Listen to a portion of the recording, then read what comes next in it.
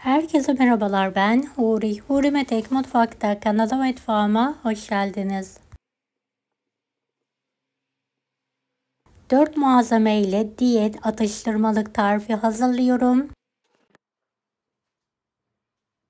İçinde un yok, şeker yok, çok lezzetli, pişirme yok.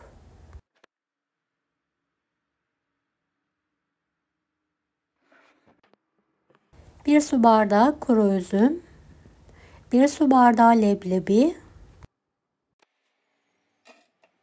Evet, rondonun içine ikisini alalım ve un haline gelene kadar birlikte çekelim.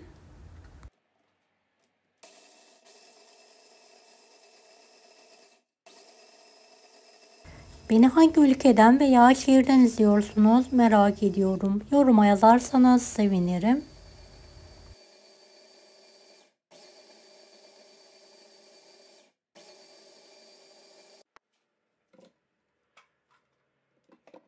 Evet, un haline geldikten sonra şöyle geniş bir kabın içine alalım.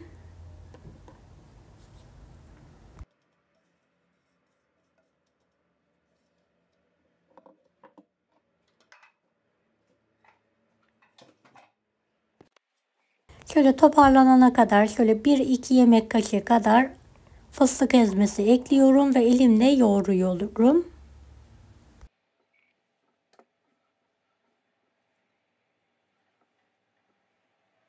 Fıstık ezmesi yerine bir miktar su ilavesi de yapabilirsiniz. Gerekli değil.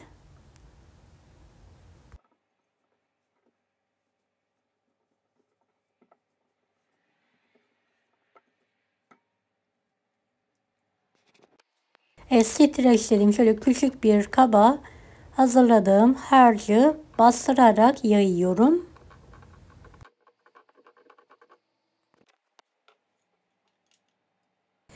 Üzerine erittiğim şekersiz çikolatayı da gezdiriyorum ve buzdolabına çikolatası donana kadar bekletiyorum.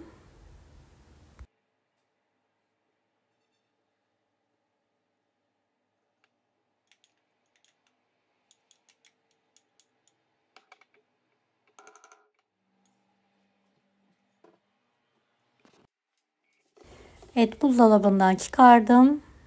Kesme aparatının üzerine alıyorum.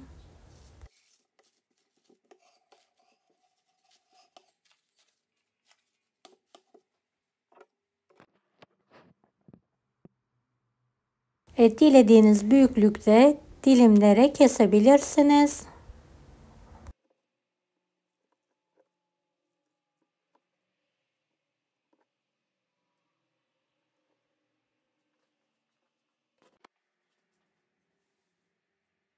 Çayın kahvenin yanına bir tane tüketebilirsiniz diyetteyken, kilo yapmaz.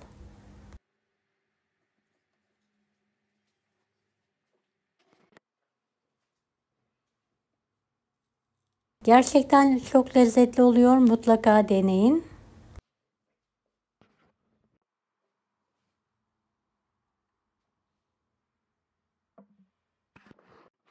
Evet, bir tanesini şöyle sizlere yakından göstermek istiyorum.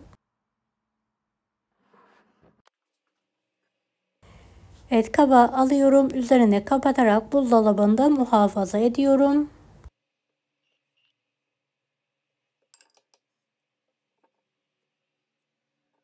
Canım tatlı istediğinde şöyle birer tane tüketiyorum.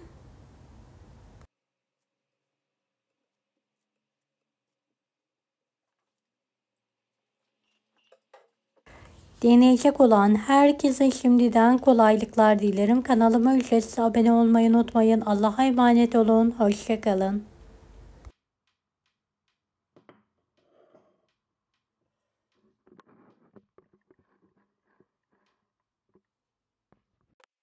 Daha farklı tarifler için bunları da izlemeyi unutmayınız. Kolay gelsin herkese.